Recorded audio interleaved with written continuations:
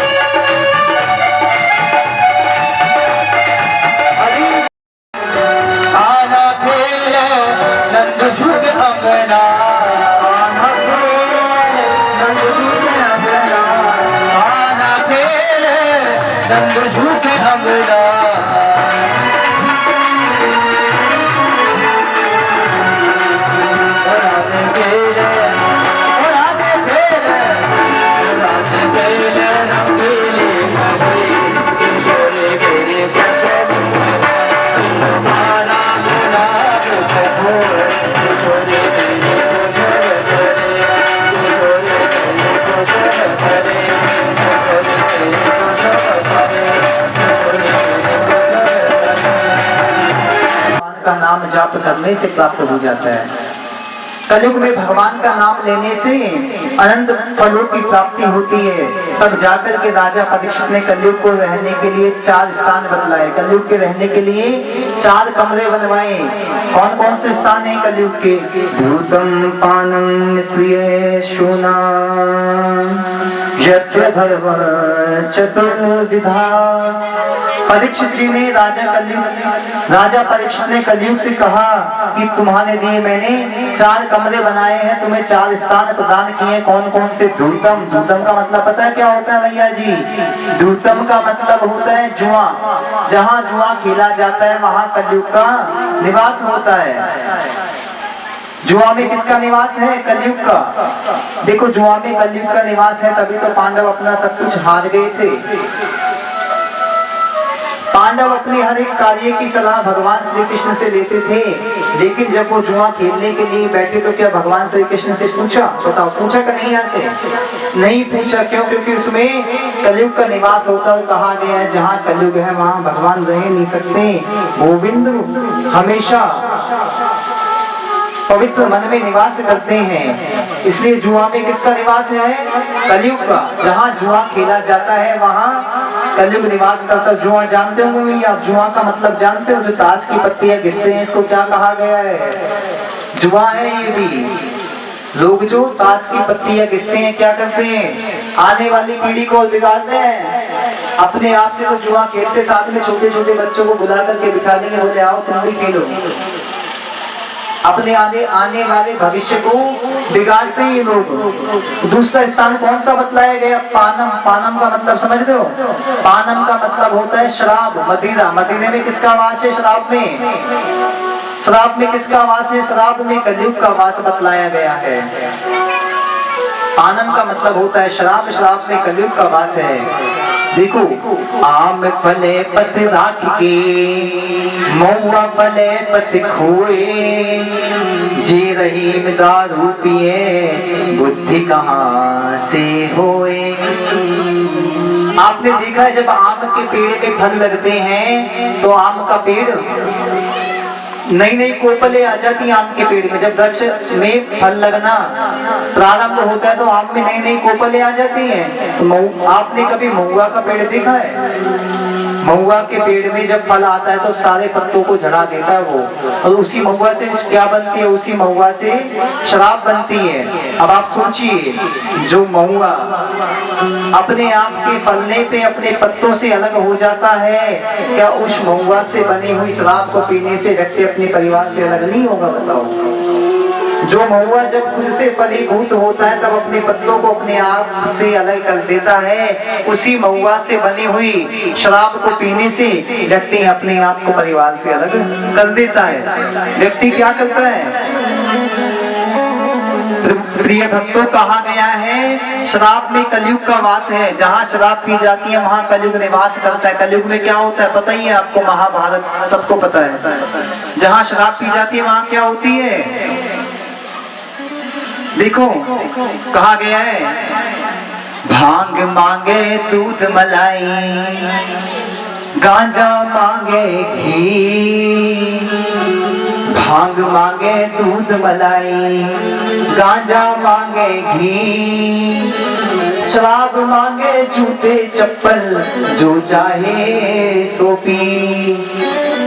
भांग खाने वाले व्यक्ति को किसकी याद आती है? बोले मीठा होता कुछ, दूध मलाई होती। गांजा खाने वाले व्यक्ति को घी खाने की याद आती है। शराब पीने वाले व्यक्ति को क्या याद आती है भैया? चप्पल जूते खाने की याद आती है उसको क्या याद आता है? चप्पल जूता खाना। अब मैंने तो बता दिया, बाकी इच्छा है अगर आपको चप्पल जूता खाना है तो खूब पियो, बढ़िया से पियो। लेकिन शराब में किसका निवास होता है? कलयुग का। आप लोग शराब थोड़ी पीते हो, कोई शराब पीनी नहीं चाहिए कभी भी। जहाँ शराब पी जाती है वहाँ कलयुग का निवास होता है। अगर आपके संबंधी कोई शराब पीते उनको समझाना, बोले शराब पियोगे तो घर में कलयुग आकर के बैठ जाएगा। तीसरा स्थान कौन सा बताया गया? धूतम पानम स्त्रिया। स्त्रिया का मतलब होता है चरित्रहीनता। चरित्रहीनता में किसका वास है? कलयुग का। जब पराये पुरुष किसी पराई स्त्री को देखते हैं तो किस भाव से देखना चाहिए? बोले माँ के भाव से देखना चाहिए। और पराई स्त्री को, पराये पुरुष को पिता के भाव से, भाई के भाव से देखना चाहिए। क्योंकि जहाँ पे चरित्रहीनता हो जाती है, कहा गया है कि व्यक्ति का भले ही सब कुछ चला जाएगा, चरित्र चला गया तो कुछ शेष नहीं बचता है। धन अगर चला गया आपके पास, धन और आ जाएगा, लेकिन आपका चरित्र अगर एक बार चला गया तो चरित्र लौट करके दोबारा आने वाला नहीं है। अगर आपकी इज्जत एक बार चली गई तो इज्जत बन करके वापस नहीं आने वाली महाराज। और पता है पराई स्त्री को कभी देखना क्या, पराई स्त्री से कभी बात तक नहीं करनी चाहिए। किस भाव से वार्तालाप करना चाहिए? बोले माँ के भाव से बात करनी चाहिए। पर नारी पैनी छुरी तीन तरफ से खाए, पर नारी पैनी छुरी तीन तरफ से खाए, धन हरे यौवन हरे घोर नरक ले जाए।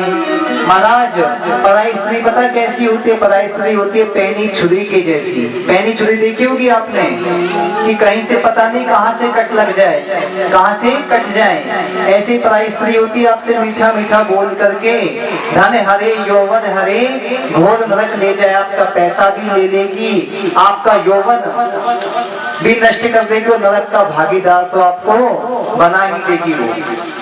इसलिए जहाँ पे चरित्रहीनता होती है वहाँ पे कलयुग का निवास बताया गया है। और चौथा स्थान कौन सा है? कलयुग का चौथा स्थान है सोना। सोना का मतलब पता है क्या होता है? मांस। क्या होता है? मांस। जहाँ पे मांस खाया जाता है वहाँ पे कलयुग का निवास होता है। देखो संसार का सबसे तुच्छ जीव क्या है? वैसे कोई भी जीव तुच्छ नहीं होता है, सबके अंदर मैंने बताया हर एक जीव के अंदर भगवान विराजमान है, लेकिन सबसे तुच्छ जीव क्या है पता है आपको? सूकर। जानते होंगे सूकर, जो गंदगी साफ करता है, जानते हो सूकर? वो क्या है? सबसे तुच्छ जीव है। जैसे आपने देख लिया, बोले अरे साइड में हो जाओ, सूकर जा रहा है। अब आप मुझे बताएंगे कि सूकर से भी ज्यादा तुच्छ क्या है? कोई बताएगा? उससे भी ज्यादा गंदा प्राणी क्या है? कोई बताएगा मुझे? भाई सूकर गंदा क्यों है? सूकर गंदा इसलिए क्योंकि वो गंदगी को साफ करता है, लेकिन उससे भी गंदा एक प्राणी है, कौन पता है? उससे भी गंदा प्राणी है मनुष्य, जो आजकल सूकरों को साफ करने में लगा हुआ है। मनुष्य आजकल सूकरों को नहीं छोड़ रहा है महाराज। सूकर तो चलो गंदगी को साफ करता है, मनुष्य तो सूकरों को साफ करने में लगा हुआ है। मांस के पीछे ऐसा पड़ गया कि कुछ नहीं छोड़ रहा। वो तो कहा गया जहां मांस खाया जाता है, मांस का सेवन किया जाता है, वहां पे कलयुग विराजमान रहता है। अब आप सभी को सोचना है कि आपके घर में चारों में से कोई काम थोड़ी होते हैं, बताओ। अगर एक भी काम होता हो तो सोच लेना आपके घर में कलयुग आकर के विराजमान हो गया। और जैसे ही राजा परीक्षित ने ये सुना, जैसे राजा परीक्षित ने कहा, कलयुग ने ये बात को सुनी, तो कलयुग ने कहा कि महाराज आपके राज्य में तो ये चारों ही कार्य नहीं होते हैं। आपके राज्य में चारों ही कार्य नहीं होते, क्योंकि आपके राज्य में ना तो कोई जुआ खेलता है, ना कोई शराब पीता है, ना कोई चरित्रहीन है, और ना ही मांस का प्रयोग होता है। आप बताओ मुझे कहाँ जाओ? तब जाकर के राजा परीक्षित ने कलयुग के रहने के लिए 5वां स्थान बतलाया। कौन सा पता है? कौन सा बतलाया 5वां स्थान? सोना। सोने में कलयुग का वास होता है। आप बताओ, अब आप कहोगे कि सोने में कलयुग की बात नहीं कर रहा, गोल्ड जो सोना आप पहनते हो, आप सोने की कह रहे हो। जो सोना होता है उसमें भगवान का भी वास है, कलयुग का भी वास है। अब आप सभी कहोगे कि महाराज जी एक ही स्थान पे दो प्राणी कैसे रह पाएंगे ना? देखो, जो संपत्ति आपकी मेहनत की कमाई से अगर आपने कोई सोना बनाया है, और उसको बनाने के पश्चात जिस आपकी मेहनत की कमाई के धन को लेने के पश्चात भगवान के चरणों में अर्पण करके आप उसे ग्रहण करते हो, उसमें तो भगवान का वास होता है। और अगर आपने अपने भाई की संपत्ति को हड़प करके इकट्ठा किया है, अगर आपने अपनी जेठानी या देवरानी से गहने को हड़पा है या किसी से, है ना, तो उसमें किसका वास होता है? कलयुग का। क्योंकि कहा गया है कि जो भी दगे के साथ की गई चीज उसमें कलयुग का वास होता है ना? आपने किसी के साथ अगर छल किया है तो उसमें किसका वास है? कलयुग का। अगर आपने छल कर करके, अगर आपने अपने भाई से छल करके अपनी संपत्ति बनाई है, तो एक बात को याद रखना भक्तों, आपकी संपत्ति को भोगने वाला कोई नहीं बचेगा। आप भले कितनी ही संपत्ति बना लो, अगर भाई से छल करने के बाद अगर आपने बनाई है, कोई भोगने वाला नहीं बचेगा उसको। क्योंकि कहा गया है भाई से संपत्ति छल करके बनाई जाए तो आपके भाई को भले ही नहीं पता है, अगर पता होगा तो वो रिश्ते बचाने में लगा हुआ है। क्या करने में? रिश्ते बचाने में लगा हुआ है कि हमारे रिश्ते खराब ना हो। लेकिन उस परमात्मा को सबका पता है। मेरे मालिक की दुकान में सब लोगों का खाता, सबका पता है उनको। राजा परीक्षित के रहने के लिए जैसे ही 5वां स्थान स्वर्ण बतलाया गया, इसके बाद में राजा परीक्षित जरासंध के युद्ध से क्या तुम्हें पता है भगत सुखदेव जी आने वाले हैं, कल्याण बचाना राहों में हमें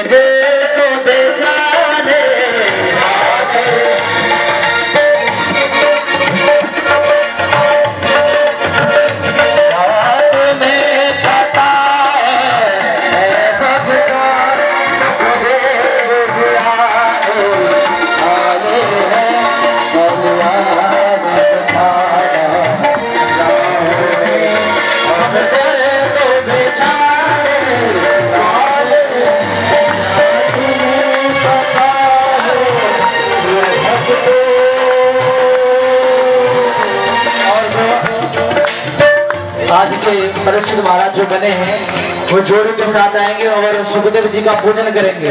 पंडित जी थाली रख दो यहाँ पर और पूजन करेंगे, तिलक करेंगे। उसके बाद सभी भक्त बारी बारी से आएंगे और सुखदेव जी का पूजन करेंगे।